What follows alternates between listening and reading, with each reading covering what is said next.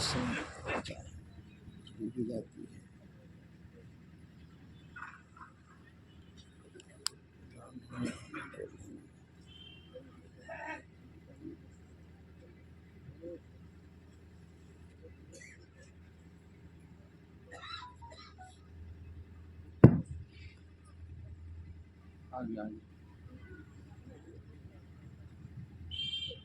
सुशील mic यहाँ स्वामी भगवतानंद जी महाराज बोलिए ना भी। हेलो और सज्जनों, अभी हमारे बीच युवा सन्यासी महात्मा स्वामी उत्तमानंद जी महाराज ने वेद के ऋषियों की वाणी का हवाला देते हुए कहा, if Brahma is realised it is good. If he is not realized, it is a great loss. यदि इस जन्म में ब्रह्म को जान लिया तब तो ठीक है, और उसे इस जन्म में नहीं जाना तो बड़ी भारी हानि है। इस भारी हानि से बचने के लिए हम लोगों को संत सद्गुरु की शरण में जाकर उनसे युक्ति जानकर अगर साधन करेंगे तो हम भी उस ब्रह्म को की पहचान कर लेंगे। तो सज्जनों, अब हमारे बीच संत मत के प्रखर प्रवक्ता पूज्य स्वामी श्री भगवतानंद जी महाराज सादर विराजमान हैं। हम उनसे प्रार्थना करते हैं कि प्रतिपाद्य विषय पर पूरे 20 मिनट तक प्रकाश डालने की कृपा करें।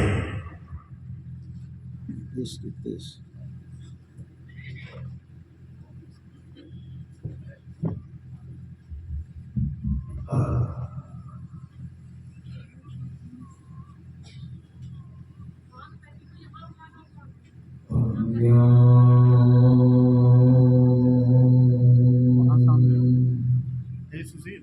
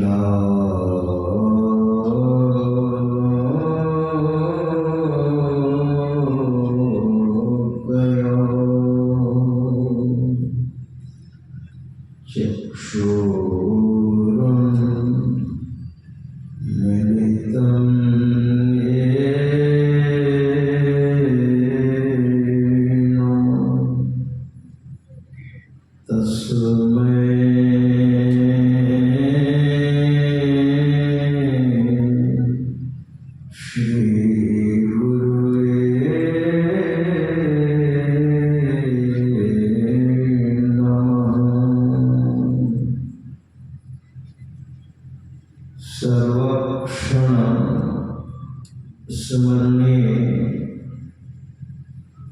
अनंत श्री विभूषित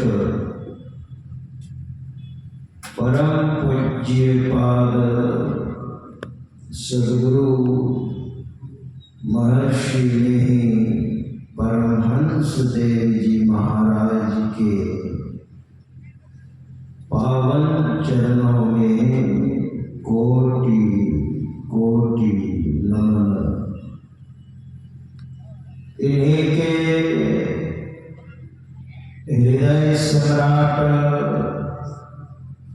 परम पूज्य पाद संत बाबा शाही स्वामी जी महाराज के पावन चरणों में कोटि कोटि नमन। इन्हीं के वरद हस्त जिनके सिर पर सुशोभित हुआ, अपने आवास में अवस्थित परम पूज्य पाद प्रधानाचार्य स्वामी श्री चतुरानंद जी महाराज जी के पावन चरणों में कोटि कोटि नमन।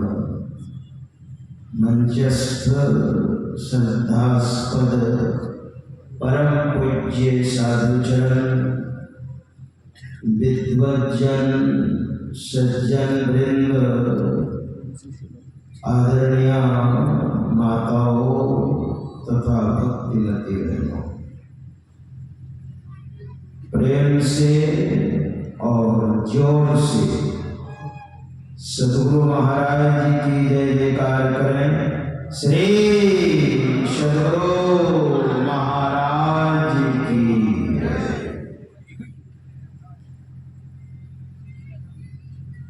संत मत के सर्वश्रेष्ठ और सर्वोत्कृष्ट ग्रंथ सत्संग योग से हम लोग पाठ सुन रहे थे। उसमें हम लोगों ने सुना यजुर्वेद का मंत्र। प्रारंभ में 4 वेद हैं, ऋग्वेद, यजुर्वेद, सामवेद, अथर्ववेद। उसमें यजुर्वेद का मंत्र हम लोगों ने श्रवण किया। ओम युञ्जानः प्रथमं मनस्तत्त्वाय सविता धियम् अग्निर्ज्योतिर्निचाय्य पृथिव्या अध्या भरत। वेद भगवान उपदेश करते हैं कि हे मनुष्यों, जगत यानी संसार, प्रसव उत्पन्न, कर्ता करने वाला, जगत प्रसव ईश्वर का तत्व ज्ञान प्राप्त करने के लिए पहले बुद्धि योग सत्संग, मानस योग, मानस जप तथा मानस ध्यान, ज्योति योग, दृष्टि योग। मतलब जिसने संसार को बनाया है उस परम पिता परमात्मा को तत्व रूप से जानने के लिए वेद भगवान कह रहे हैं। तत्व पहला है तत्व और दूसरा है गुण रूप। ईश्वर का जो निर्गुण निराकार रूप है इसको कहते हैं तत्व रूप, और सगुण साकार जो है गुण रूप इसको कहा जाता है। और दोनों तरह के भक्त दुनिया में हुए हैं। हमारे परमाराध्य श्री सद्गुरु महाराज जिनकी तस्वीर सुशोभित है, इनका प्रवचन खास करके जब ये प्रचार करते थे मंडली बांध करके गुरु महाराज, तो कई विद्वान का प्रवचन होता था। उस समय ये माइक्रोफोन की भी व्यवस्था नहीं थी। कई विद्वान अपने अपने ढंग से बोलते थे। जैसे बाबा देवी साहब के शिष्य थे रामदास, पूज्यपाद बाबा देवी साहब जब पश्चिम जाते थे तो रामदास जो शिष्य थे उनको लेकर के जाते थे। बाबा देवी साहब के साथ उनका प्रवचन होता था। तो गुरु महाराज की मंडली में रामदास भी रहा करते थे और भागलपुर मायागंज के राजेंद्र बाबू के भाई, जैसे हमारे गुरुदेव ने दृष्टियोग की दीक्षा ली थी, राजेंद्र बाबू वकील भी थे, उनके भाई थे महेंद्र नाथ। उस समय के वे इंटर पढ़े हुए थे। उनका प्रवचन होता था गुरु महाराज की मंडली में। रामदास, महेंद्र नाथ का और तीसरा प्रवक्ता थे धीरज साहब गुप्त, जिनसे संत मत का ज्ञान श्रवण ज्ञान के द्वारा हमारे गुरुदेव ने उनसे संत मत का ज्ञान ग्रहण किया। उनका भी प्रवचन होता था। रामदास, महेंद्र नाथ, धीरज साहब गुप्त, इन तीनों का प्रवचन विभिन्न विषयों पर होता था। लेकिन हमारे गुरुदेव का जब प्रवचन होता था, अंतिम में ईश्वर भक्ति के बारे में, उसके पहले हमारे गुरुदेव कहते थे ईश्वर की भक्ति हम करेंगे, मगर किनकी भक्ति? ईश्वर स्वरूप का ज्ञान होना जरूरी है, नहीं तो भटक जाएगा। ईश्वर क्या एक है या अनेक है? श्रवण ज्ञान के माध्यम से जब तक आप समझेंगे नहीं, निष्कर्ष पर नहीं पहुंचेंगे, तो बिना नाम जाने चल दीजिएगा, कहाँ जाइएगा? नाम न जाने गांव का, कहो कहाँ को जाओ, और चलते चलते झुक गया पांव कोस पर गांव। संत कबीर साहब ने कहा नाम का पता ही नहीं, चल दिया। यही बात है। वह ईश्वर का स्वरूप क्या है? हमारे गुरुदेव इस पर पहले बोलते थे, तब ईश्वर भक्ति के बारे में बोलते थे। ईश्वर भक्ति से आपका कल्याण होगा, मगर वह ईश्वर एक है, और उसमें भी गुण रूप में नहीं, तत्व रूप में। वह ईश्वर तत्व रूप में क्या है, कैसे है, उनका स्वरूप क्या है? बहुत सारे संतों का, उनके विचारों का, उनकी वाणियों का उदाहरण दे करके हमारे गुरुदेव विषय को पुष्ट करते थे। संत कबीर साहब ने क्या कहा ईश्वर के बारे में? वह ईश्वर एक है, और हमारे महापुरुषों ने जानने के लिए कहा वह ईश्वर एक है, अनेक नहीं है। तत्व रूप में वह एक है, और गुण रूप में तो बहुतों को भ्रम हुआ है, बहुतों को। इसलिए हमारे गुरुदेव तत्व के रूप में बताते थे,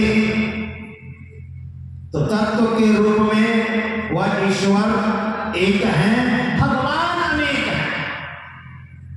जैसे भगवान विष्णु, भगवान ब्रह्मा जी, भगवान शंकर, भगवान वरुण, भगवान इंद्र, भगवान कार्तिकेय, भगवान गणेश आदि समस्त धर्म, यश, ऐश्वर्य, संपत्ति, ज्ञान और वैराग्य, ये 6 चीजें, इसको भग कहते हैं। भग, विष्णु पुराण में इसकी चर्चा है। ये 6 चीजें हैं ना, इसको भग कहते हैं। और ये 6 चीजें गुरु से दीक्षा लेकर साधन विशेष के द्वारा ये 6 चीजें आपके अंदर आ जाए, यानी पुरुष में आ जाए, तो वह भगवान कहलाते हैं। और माता बहनों में आ जाए तो वह भगवती कहलाती है, ईश्वरी कहलाती है, देवी कहलाती है।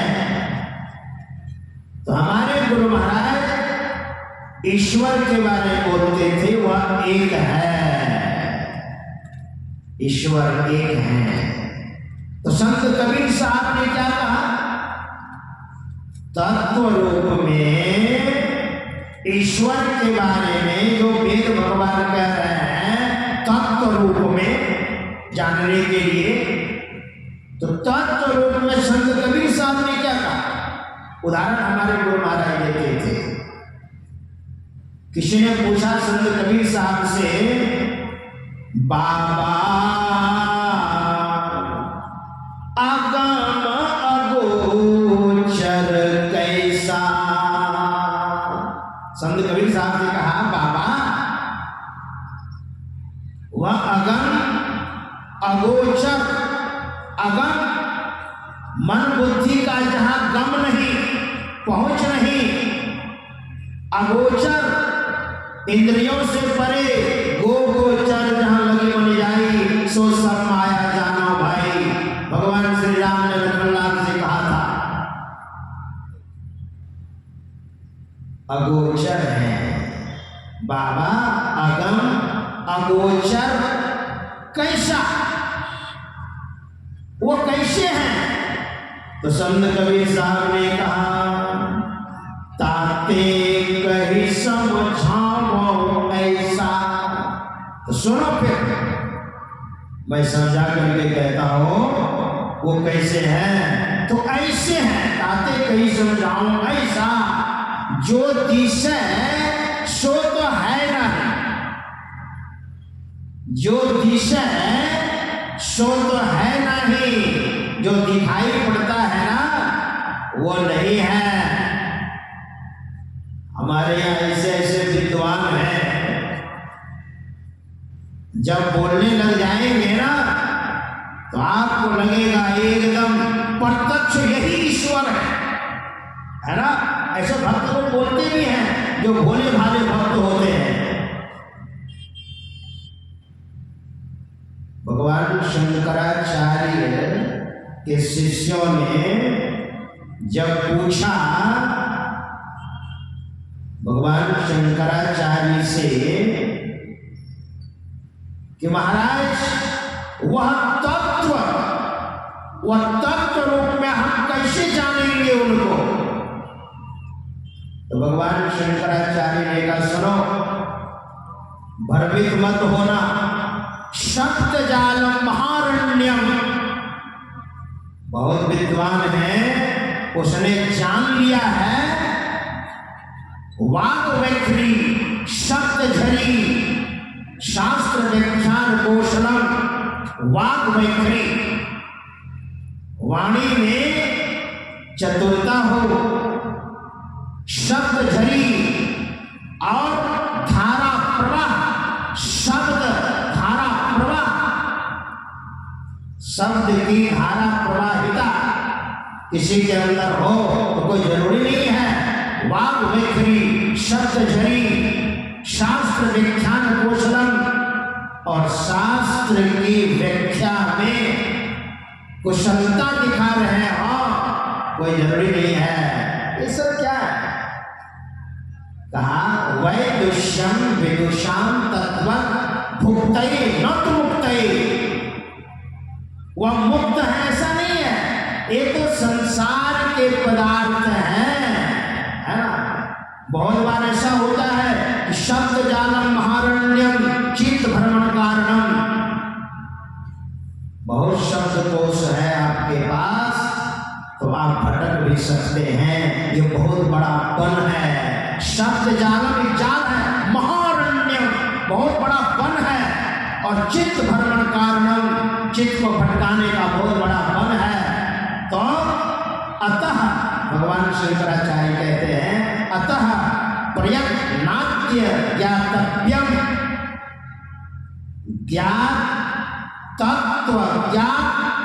तत्वमात्मनः, जो तत्ववेत्ता महापुरुष हैं,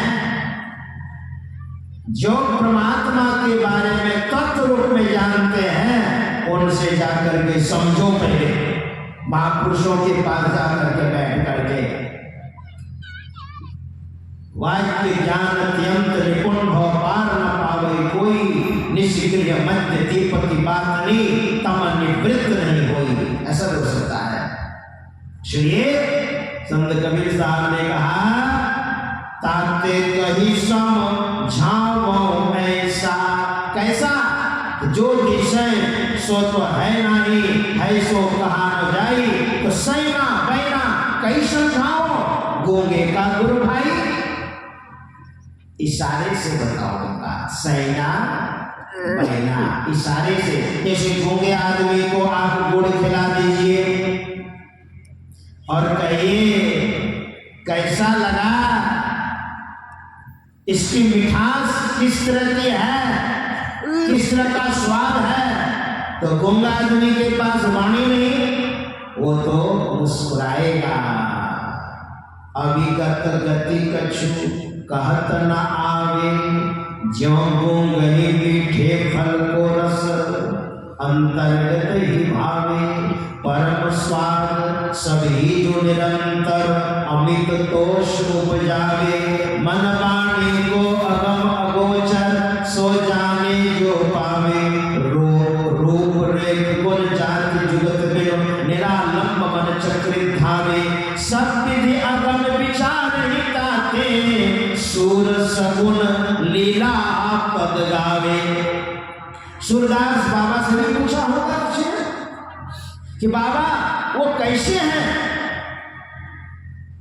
तो वर्णन करते करते कहा, जहां पर वाणी की पहुंच नहीं, बुद्धि की पहुंच नहीं, इंद्रियों की पहुंच नहीं, इसलिए सूरदास बाबा कहते हैं, मैंने ज्यादा सगुण साकार में नहीं कहा, रूप रेख गुण जाति जुगत बिनु, निरालंब मन चक्रित धावी, कोई अवलंब नहीं, तो सब विधि अगम विचार नहीं करते, सब तरह से विचार करके सूर सगुन लीला पद गावे। इसलिए मैंने ज्यादा सूर सागर में सूरदास जी महाराज ने 1.25 लाख पद बनाया है। ज्यादा मात्रा में सगुण के बारे में कहा है, निर्गुण के बारे में बहुत कम कहा है ना? क्योंकि उनके बारे में क्या बोलेंगे, जस कथिए तस होत नहीं, जस है तैसा सोए, जैसा हम कह रहे हैं वैसे में नहीं है, क्योंकि वाणी का विषय वो है ही नहीं। जस कथिए तस होत नहीं, तो जस है तैसा सोए, वे जैसे हैं वैसे ही हैं। तो फिर कहत सुनत सुख उपजे, कहने में सुनने में सुख उत्पन्न होता है, और परमार्थ हो और परमार्थ बनता है, हमारे अंदर आध्यात्मिकता आती है। इसलिए वेद भगवान कहते हैं तत्व रूप में जानिए। श्रवण ज्ञान के माध्यम से 4 तरह से जाना जाता है, श्रवण, मनन, निधिध्यासन, अनुभव। हम लोग जब ये बैठे हैं, श्रवण ज्ञान के माध्यम से पहले समझिए, निष्कर्ष पर पहुंचिए कि वह तत्व रूप में है कैसे, और जब बात समझ में आ जाएगी तो उसको धीरे धीरे मनन करके उतारिए, और उतारते उतारते जब पूरा उतार लीजिएगा क्या हो जाएगा, अनुभव प्रत्यक्ष हो जाएगा, है ना? ये 4 तरह से जानना। प्रवचन में क्या है, ये श्रवण ज्ञान के माध्यम से जानना है वह ईश्वर कैसे हैं। तो हमारे गुरु महाराज का ज्ञान क्या है, हमारे गुरुदेव का जो ज्ञान है ये तत्व रूप में है, कि तत्व रूप में प्रभु वर्णन में आवे नाही, अकथ अनामी अहेसम माही, प्रभु वर्णन में आवे नाही। और कहते कहते आगे कहते हैं दृश्य अरु अदृश्य सब जो दिखाई पड़ता है